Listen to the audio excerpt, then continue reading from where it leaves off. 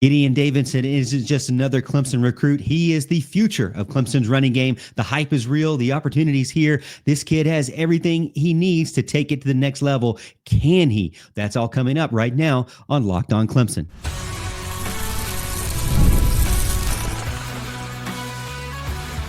You are Locked On Clemson, your daily podcast on the Clemson Tigers. Part of the Locked On Podcast Network, your team every day. What's up, Tiger fans? Morgan Thomas here, Clemson fan, Clemson grad, host and producer of Locked On Clemson, and part-time host and producer over on 105.5 and 97.5 The Roar.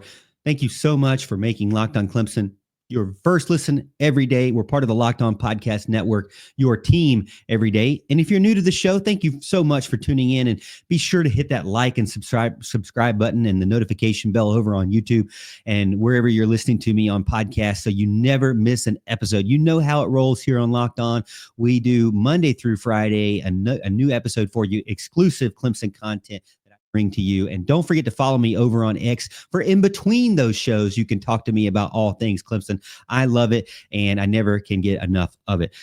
Coming up on today's show, it's really all about highlighting the biggest hyped player that we have coming into this season on the offensive side of the ball. Brand new, true freshman, Gideon Davidson. Why the hype is justified, I will tell you about it. How Davidson fits into the evolution of Clemson's running back room and what Clemson has had, what they need to have, and what will work best to get them to the next level in the college football playoffs. And then finally, we'll wrap up the show with, I'm going to tell you why Clemson has no choice but to unleash him early in 2025. Stay tuned as we go through it. First up, the hype around Gideon Davidson is absolutely real and absolutely justified. Gideon Davidson is not just another highly touted recruit. He has been one of the most dominant high school running backs in recent memory. Max Preps Junior of the Year award, same award won by Trevor Lawrence in 2016. Hey, you remember how good Trevor Lawrence was. Maybe you forgot about him. National championship winning quarterback. In his first year, consensus top 65 player nationally. So a top 65 guy, top 100, if you will, ranked as high as 62nd by ESPN. Number 3 running back in the entire country. Number 1 player out of Virginia for both ESPN and Rivals. So you're talking about 2 major recruiting outlets, major media and analyst outlets that are saying to us, this guy is one of the best running backs in the country. He's one of the best, if not the best player in his state. And he can bring it for sure with the National Player of the Year that was won by Trevor Lawrence. Now, Gatorade Player of the Year in Virginia, Max Preps Player of the Year in Virginia in 2024 as well. So the accolades are definitely there. Now, do the stats back it up? Is this guy just winning awards out of nowhere? No, for no reason. No. High school dominance in rushing, 7,438 rushing yards on 701 carries. You heard that right. 701 carries. Let me carry the 1, multiply the 3, 10.5 yards per carry. Okay, I'm saying that to you right now. 10.5 yards per carry, 118 touchdowns. When this guy gets the ball, he's getting a first down every single time on average. Can you believe that? That doesn't even sound like it's accurate. It seems like it's out of this world, but this is what he was doing at the high school level. Only was he a great running back, but you know, as we've mentioned on this show, great running backs also have to be able to do other things. I'm not going to talk about how they have to block because, you know, that's kind of the dirty work nobody wants to talk about. But what do they also have to do? They have to be able to receive out of the backfield, to be able to keep the defenses on their toes. 606 receiving yards, 8 receiving touchdowns shows in high school that he can do that as well. Not only that, they moved him over into special teams, and he was able to get 3 career kickoff return for touchdown and 1 punt return for a touchdown. I don't want to tease you with that. I know it has been many, many years since we've seen a really good dominant kickoff returner and punt returner. We may not see it in Gideon Davidson, but I'm telling you, he has the ability to do that. If you see him back there, he's not like what we've seen within the prior running backs that have been back there. This guy is somebody that could actually take it to the house. Only can he beat you on the ground in a traditional running game, but he can beat you out of the backfield with receiving, and he can also get you on the special teams with the kickoff returns. A lot of things you got to love about that for sure. Some of the games that were some of his best games, if you go look at his previous stats over on maxpreps.com, 289 yards rushing, 3 touchdowns versus Salem, 245 yards, 5 touchdowns versus Jefferson Forest. I mean, this guy is a guy that is getting massive amount of yards every single game. He was an absolute nightmare on Friday nights. The athleticism is off the charts for Gideon Davidson. 5'11", 185, has great build, is an explosive back. I saw where he had a 40-inch vertical. He's got that freak athletic ability and great top-end speed. Dabo Swinney has come out and said that he is, quote, the entire package, the total package. He can run through you, he can run around you, and he can run over you if he needs to. Go check out some of his video over on huddle.com. He's hurdled many defenders on occasion to get to the first down or beyond.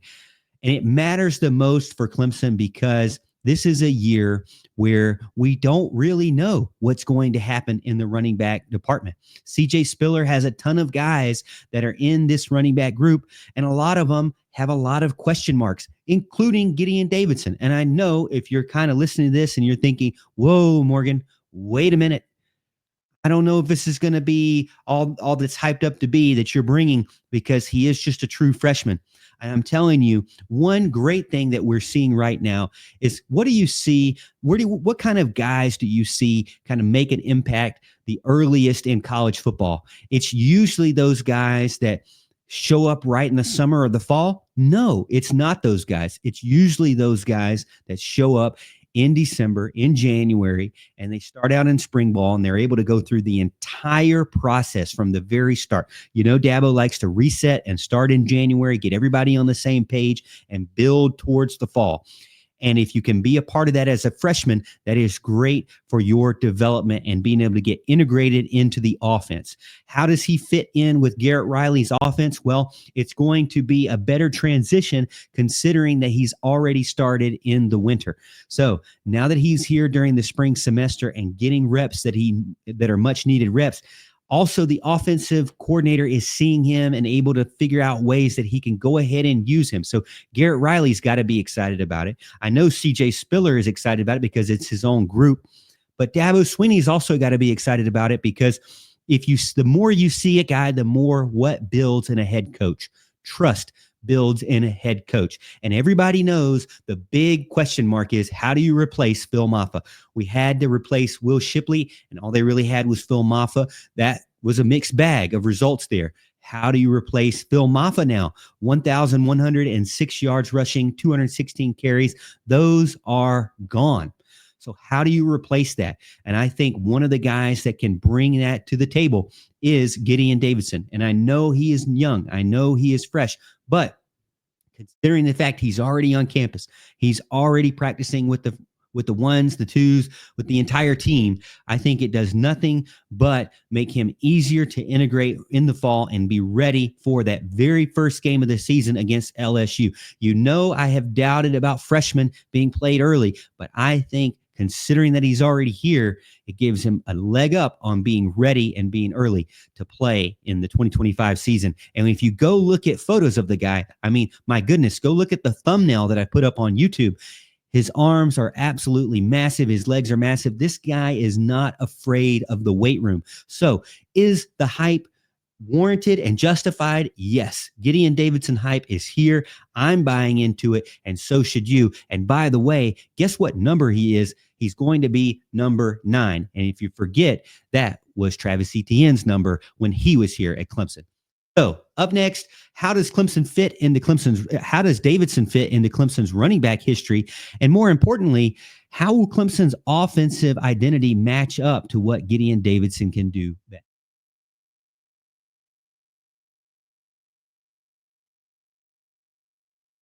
The Armada Team of the Week is brought to you by our friends at Nissan and the all-new Nissan 2025 Nissan Armada. Each week, our Locked On college basketball experts are picking one team that stands apart. From top-seeded stars to the unexpected upsets, these guys showcase the strength and sheer power needed to push their team forward. This week's Armada clear and cut team of the week are the Houston Cougars. Since joining the Big 12 last season, the Cougars have gone a combined 33-4 in conference games, winning the regular season title by multiple games both years. There is no team in college basketball that has more capability, embodied the ruggedness of the Armada and Kelvin Sampson's squad. Houston's tenacious defense leads the nation in fewest points allowed per game for the second straight season. When it comes to the Nissan Armada, they say go forth and conquer. Well, that's exactly what the Houston Cougars have done here. It's clear that our team of the week is out there to get ready to conquer the road ahead with confidence, just like you can in the all-new Nissan Armada or any of the Nissan's outstanding vehicles. Take the Nissan Armada, Rogue, or Pathfinder and go find your next big adventure. Shop nissanusa.com.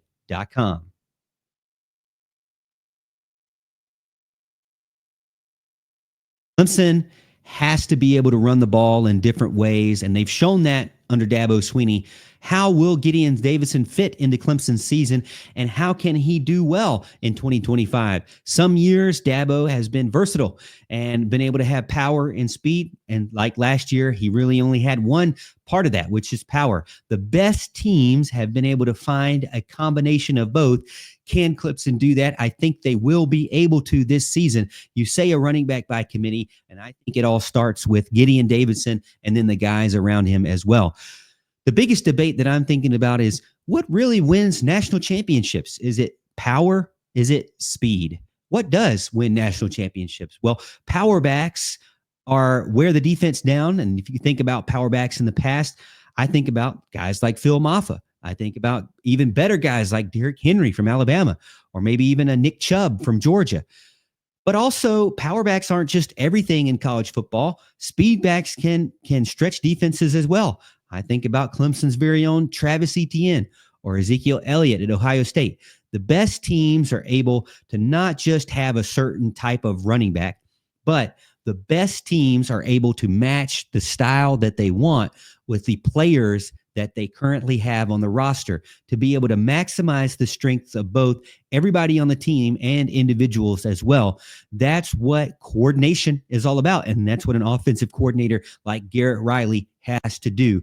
Georgia was able to mix, for example, Nick Chubb's power with James Cook's speed.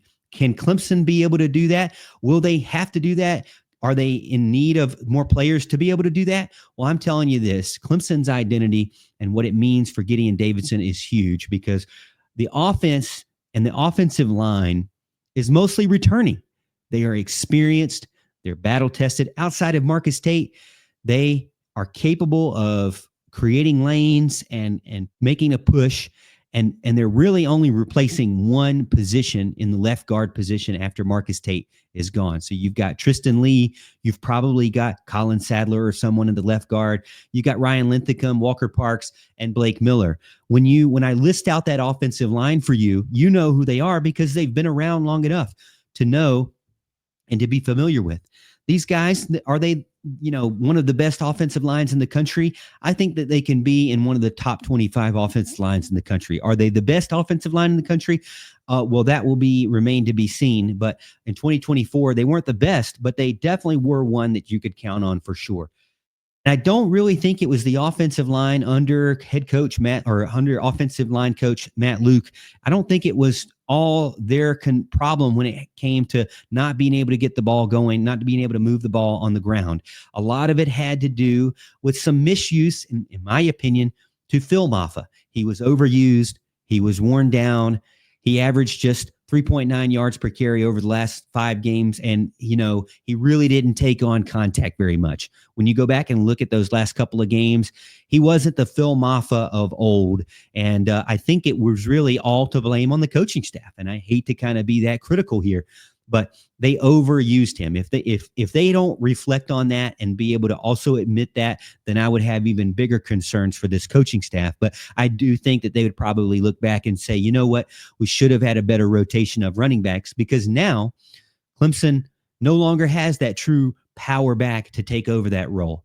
They don't have their Derrick Henry, they don't have their Nick Chubb, and they don't have their Phil Mafah. Who are they going to have? Well, they don't have Travis Etienne either, but can Gideon Davidson fit in that role? Can he be the Travis Etienne of new? Well, I think so. He's not a bruiser like Phil Mafah. He's more faster. He's more versatile. And as I mentioned, he's able to get a ton of receiving yards out of the backfield in high school, and he can be a weapon in Garrett Riley's offense. And it goes back to the fact that he's been in the offense now for a couple of weeks as they're getting underway in spring practice. And I think it's going to do everything to make him even better of a player and make Clemson's offense even better. The 10.5 yards per carry in high school, well, I don't expect him to carry that over into college, especially in his very first year. But it shows that he knows how to create big plays. He knows how to hit the lanes even when they're not wide open. I mean, you can't get 10.5 yards per carry in high school and just be someone who only needs the perfect play to get open and get downfield. This guy's been able to make things happen even in situations that are less likely. And so that's what I like about Gideon Davidson. When you look at the guy, he powers through even plays that you think are going to be dead in the backfield. He powers through and somehow finds a way. And if you remember, that's how Travis Etienne typically did things. And you got to be able to, it's all about timing. I used to say, when we look back and kind of criticize Cade Klubnik, a lot of times Cade Klubnik's biggest flaws in his passing game and his decision-making, a lot had to do with the fact that I just didn't feel like that the offensive line and the quarterback were timed up well. It didn't seem like they had practiced a ton together, even though I knew they did. It just didn't seem like they knew what the left hand and the right hand were doing, right? It just seemed like they weren't on the same page. Cade was not stepping up into the pocket when they built a pocket for him. Cade was not rolling out when they didn't build the pocket for him, So when it collapsed, he was making the wrong decisions, and the offensive line and him just didn't seem to get it together. Now in 2024, it seemed to get better as the season went on, and Matt Luke came in and really, I think, helped solidify that cohesiveness between the offensive line and the quarterback. And I think that that's going to build into the offensive line and Gideon Davidson. If it were me, have to build around Gideon Davidson. The backfield is now missing a major piece in that true star running back. So you need someone like him to be able to fit in it. And can he fit into the running backs of old? Well, is he a James Davis? No, I think he's maybe a little bit more versatile than James Davis. Is he a CJ Spiller? I don't know if he's as fast as CJ Spiller. But I will tell you this, he's getting coached by the great CJ Spiller, and he has the tools to be able to take it to the next level. We've already seen such success from him at the high school level. You have to think that some of that is going to continue over into college. It's not just going to die off, and I don't think so. When you have him coupled with the current offensive line that you have, with a quarterback that is in his final season here at Clemson and is got to be the most confident that he is in. So when you look at it, if Davidson is coming in and he's kind of got those first-year jitters and just kind of deer in the headlights, that's okay, because guess who he has around him when he gets out on the field? He's got one of the most seasoned offensive lines out there. He's got one of the most tenured quarterbacks out there, and he's got a group of wide receivers that are all very seasoned as well. And if they are younger, they're going to be stars, and they're sophomores now in Bryant Wesco and TJ Moore. So really, what better offense is there for a true freshman to come in and get injected immediately than Gideon Davidson and this Clemson offense? I really think it's going to happen. And I think that starting from week 1 against LSU, you could see him make a huge impact for the Tigers. So speed, power, what do you need? You definitely need a little bit of both, and you get some of that from Gideon Davidson. Coming up next to finish out the show, I'm going to tell you about what the major piece of Clemson is missing. What can Dabo do to unleash Gideon Davidson in 2025?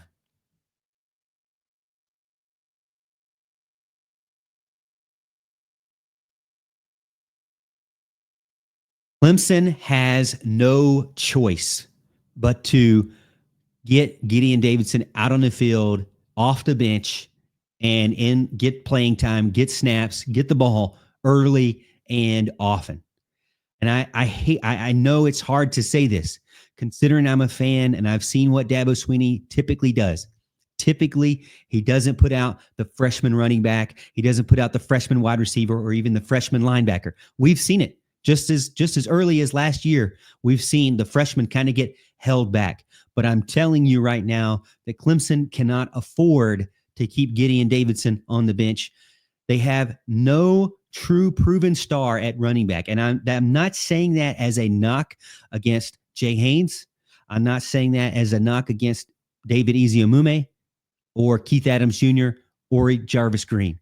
I stumped for Jarvis Green to get recruited. I love Keith Adams Jr. and his running style. And I also have interviewed and talked to David Ezeomume a couple of times, and he's a great guy as well. Jay Haynes is another guy that you got to love his film, and you just hate that he's returning from an ACL tear. So he is not going to be 100% guaranteed, and he's not out there right now. So you cannot include him in the mix of players that are getting ready for the fall. But who are those players that are getting ready for the fall? Ezeomume, Adams, and Green. Those are all guys that are injected right now with Gideon Davidson. So the reality of the current backfield is Mafah was the workhorse. He was the primary guy that they used, especially towards the end of the season, almost, and what I said earlier in the show, to a flaw, because, you know, looking back, did they really get any of these other guys that I mentioned any time outside of garbage time? I think that was a mistake looking back. But maybe these guys are still on the roster. Maybe they get a chance to show what they can do this season in a running back by committee. But I think that this group isn't a group that's going to up front be very well known by any of the defenses. And maybe that is a secret weapon, having a running back group that there's not a lot of film on at the college level. But I think that that's a concern because defenses aren't going to respect the running back room to start with. And to me, when you look at who has the biggest star power of this group, I think it has to be Gideon Davidson. And again, it's not a knock on any of those other guys. I think they all bring and can contribute to certain types of running styles that they bring to the table and to certain situations that come up during a football game. And I think Clemson should rotate more than they did in 2024. But let's be a little bit honest here. Gideon Davidson is the true star. He is the up-and-coming guy. He's the guy that they recruited. He's the guy that has all those accolades. He's the guy that got all those yards in high school and got all that recognition. He earned the hype that is coming into the 2025 season, and he is the guy that I think is here now and ready for the challenge. He's got that elite pedigree. He's got the speed. He's got the explosiveness, the versatility. He could be a big-time playmaker in 2025 for Clemson. And it sets up great because he's entering into that offense, as I mentioned previously, that adds a bunch of veteran guys around him so he doesn't have to worry so much. And I know a lot of people say, but Morgan, he needs to be able to block. And I've got to say, to be honest with you, I need my running back to be a star running back that's going to scare opposing defenses. I don't care as much about a running back blocking all the time. I really don't. I know that they need to be able to do that so that Cade Klubnik can stay upright and not get destroyed in running in passing situations. But got to be honest with you, what would I rather have? A really good blocking running back, or would I rather have a great running back that can scare opposing defenses? I'm going with the running back that can scare opposing defenses. And to me, he's the guy that can fit that, can meet that description. He's already on campus. He's learning the playbook. He's getting the reps in spring ball, and he's absolutely massive when you look at photos of him. Why does Dabo have no choice? Well, I think Dabo would probably laugh at me at this and say he always has a choice, and he is the head man. I know I love to say this. It's Dabo's house. We're just driving by on the way to work. But I'm telling you that Gideon Davidson is in a situation where he can take over. Some of you guys can say, well, look at Travis Etienne, the guy you're comparing him to a little. He didn't have as many carries as a freshman, 115 carries overall. But with no established leader in this Clemson backfield right now, I think, why wait? You can't afford to wait. This is Cade Klubnik's last time. This is his last rodeo. He's not going to come back. He's going to go on to the NFL. And this is the most veteran offense that you've had. You've got multiple years with your offensive coordinator, your final year with your quarterback. You've got an offensive line that's really only replacing one piece, and even that guy, Colin Sadler or someone else that they're entering into that position has already played that position, so it's not like they're brand new either. And you've got wide receiver core that is all new guys that know exactly what to do, and they've gotten that freshman rust off of them themselves. So there's no established veteran leader in the running back group right now, and Gideon Davidson and Clemson's offense will need the spark in the running game. You look at the teams that made it deep into the playoffs in 2024, 2025.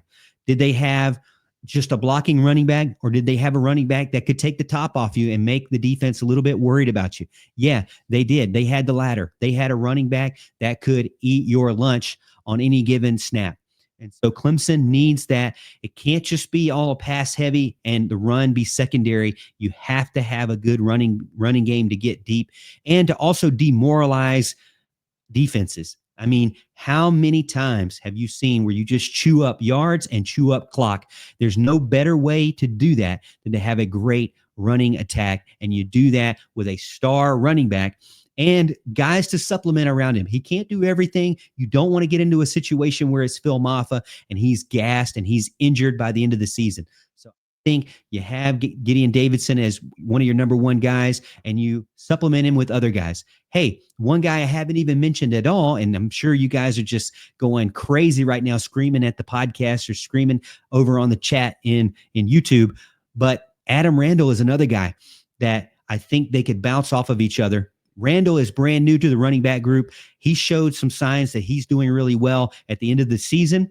but he's a guy who's not traditionally a running back. So who is your traditional running back that is a big-time recruit that has shown he can dominate at the level that he's been given, and that is Gideon Davidson. We don't know what he's going to do in high school, but I think the guy that has the pedigree the most is going to be him. So for me, if I'm going to do the running back group, I might put Adam Randall 1, Gideon Davidson 2, or 1A, 1B, and then the guys around them kind of spelling in to give them some rest, and then they go in and get a change of pace. You need that, and that's what teams did against Clemson. That's what teams did late in the playoffs. They had change of pace guy, they had a power guy, they had an elite guy, and they were able to combine all of that. Clemson has a good running back room, but it is a very unproven running back room right now, and that's why Clemson can't afford to just keep Davidson on the bench. By midseason, I see this guy really making an impact. Will he get 15 yards per carry per game? I don't know, but I'm telling you right now, they're not going to be able to keep him off the bench. All right, well, that's it for me over on Locked On Clemson. Thank you so much for making Locked On Clemson your first listen today. For your second listen, make sure to check out Locked On College Basketball with Isaac Shade and Andy Patton. Don't wait for March to be the most informed college basketball fan right now. Find Locked On College Basketball on YouTube or wherever you listen to podcasts. And I got to be honest to you, when I listen to those two guys on the squad shows, wow, my knowledge just goes through the roof. Kind of reminds me of Qualk over on 105.5 The Roar. These guys, they know, they have the college basketball knowledge. If you need to get caught up and to help you make your bracket predictions and your selections, these guys will tell you the ins and outs of every single team, every single player out there, and possible matchups for sure. It's a great podcast. Go check them out. All right, that's it for me. Thank you so much, Tiger fans. Let me know what you think over on X at The Morgan T Show, or put in the comments over here on YouTube. Like and subscribe so you can check me out. Tomorrow's show, we're going to get into some more Clemson. I want to talk about some of that the settlement that came through, and some baseball news as well, right here on Locked On Clemson. And as always, Tiger fans, we'll see you at the top of the hill.